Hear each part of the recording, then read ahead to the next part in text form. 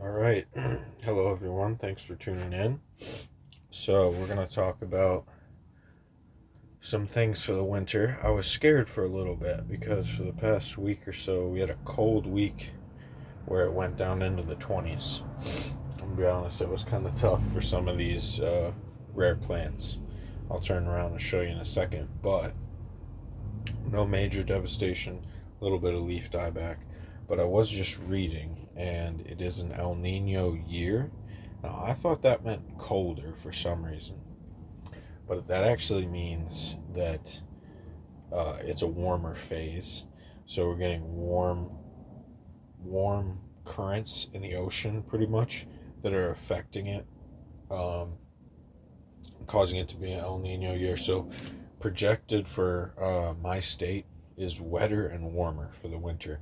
That is great for the jabuticabas, even though uh, the wetness, they really won't get any rain because they're in a greenhouse, but they will. I'll start collecting some rain, and then they will. The warmer part will really help them. So let's turn around and see some of the effects from the cold. All right. So I previously mentioned on other videos that my Grimmel, right here, was one of the most tolerant to the cold. But I may take that back, honestly, because now I think it's just because this was up higher. Like it wasn't, see how down below there's no dieback? Because it was tucked in, even right here. Okay, this scenario will actually protect a plant. See how above the Grimmel you have this Eugenia paulista and some type of Eugenia, but you have it above the Grimmel, right? Just above it. I mean, it's not really even crowding it out.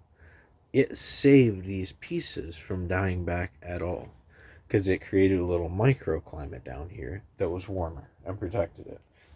Now, up here, nothing was protecting it. Dieback, dieback. Now, that's really unfortunate for me because in the last video I was just speaking about how these are straight up growth, and I want to encourage the straight up growth, but it looks like it died back, and I think that might be the reason a lot of jabuticabas end up bushy. That top growth dies back, and then like down here, the bushy area that was with everything else is fine. Um, Top area kind of subjects itself to some devastation. Now, if you'll notice, these are hardy to the cold. These are really hardy. These are looking good. Like, got some new growth looking good. These I'm 90% sure are Eugenia paulistas. Variety of Eugenia. If you think it's something different, please comment. It's been years that I've been trying to figure out, but so these were out upright and exposed. Nothing is protecting over it, um, and it did fine. So they're way more harder to the cold, I will say. Now, my Scarlet's looking questionable. It looks like it was hit with, yeah, it was definitely hit with this cold and didn't like it. All that lush new growth is kind of like, if you feel it, it feels like it did not appreciate that. It's not dying back, but this might all die back. Oh, yep, this is all gonna die back. The leaf just popped right off. Yep, it's all gonna die back. That's unfortunate. We might have to move it to a more protected area. Same thing with the white here. It's got, these were all new growth, and it's not looking too hot. This Eugenia variety is doing amazing. The Matosi, thank God. Um, I'd be devastated if this thing was affected. It's doing good. All the Eugenias seem a lot more adapted to the cold because my Grimmel over here, which was protected under some overgrowth, is dying back. And the reason you can tell, I'll show you on the leaf. See that? So the cells inside this leaf have died, and it's caused it to look like that. Now, it's because they froze, and when they expanded in the leaf, they killed it. They killed the cell walls. Um, Now, it probably didn't. Well, it did get 20 degrees. It did get freezing temperature in here, so it very well did actually freeze, and that happened.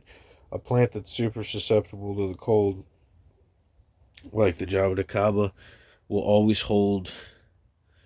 Well, all plants will hold water in their leaves. That's why this happens. But if it's sensitive to the cold, that's what's going to happen. With a little bit, with a denser leaf like this, a hardier leaf, it's not going to happen. So I'm really loving the Eugenias. That's pretty insane to me that how well they're doing and holding up in the cold. They might have to be the stars of this whole thing in the future, because I was just talking about, you know, I was talking about what I'm going to do on vacation, how I'm going to heat these guys. And there was talk that maybe I should bring them inside, but I said I can't do that because cockroaches use the pots, like down in the dirt down here. They'll snuggle up in there because it's warm down there. And then when you bring them inside, they think it's summertime and they'll come out in your house. And I really hate cockroaches, so I don't want to deal with that. I don't think anyone wants to deal with that. So, I changed it up. This is where I'm heating. So I just put my heater on here. It's not on here right now. I don't need it. It's going to go up to 70 today, and it was like 60, 50s last night. So I don't need it. But typically it sits on there on top of the chair. So totally new setup. I've got shade cloth. So things are good. Yeah. Hopefully we make it through this winter. And please subscribe. It should be interesting. Even if I do have a lot of dieback on these Jaboticabas, like I've said before, they've shed down to the bare bones. A lot of people let these go seasonal and just let them, completely die. Like all these leaves come off. Just go deciduous and then come back for the summer. So we might be doing that. We might just have the Jaboticabas just because we know we can get away with it, and they'll come back, and I'm not gonna worry about it. The seedlings can actually be devastated, though. If you let them go deciduous, they could just die.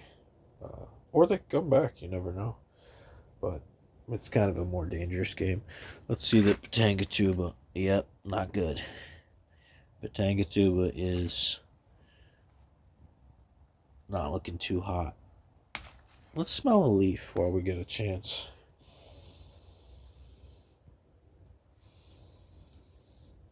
No distinct smell. Huh.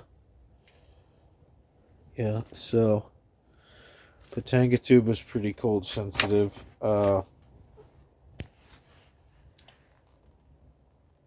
That is unfortunate, but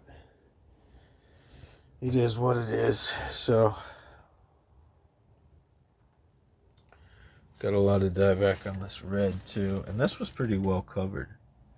A lot of dieback on this. This thing, yeah. And now that I'm thinking about it, all these are probably going to go deciduous for the winter. But it'll actually be fun. I'll get to see the structure a lot more. This might not go deciduous. This Rustinga. Now, so I take back what I previously said. The Grimmel is not the most cold hardy in my collection. It's got to be this Rustinga, because it looks fine. The Sabra is beat up. That's definitely not the most cold hardy. I'm very confident that the Sabra will go deciduous and come back though. It'll actually probably benefit from that. But the Restinga is good. So, and it was pushed up against the back wall, and nothing's big enough to cover it up. So, yeah, Restinga is probably the most cold hardy. It's definitely not the white Java Cubs. They're getting beat up. Look at them. I mean, they're getting beat down, which is unfortunate. But I've got them in clusters and groupings. So stay tuned. Hopefully, it's just going to be a wet and warm winter.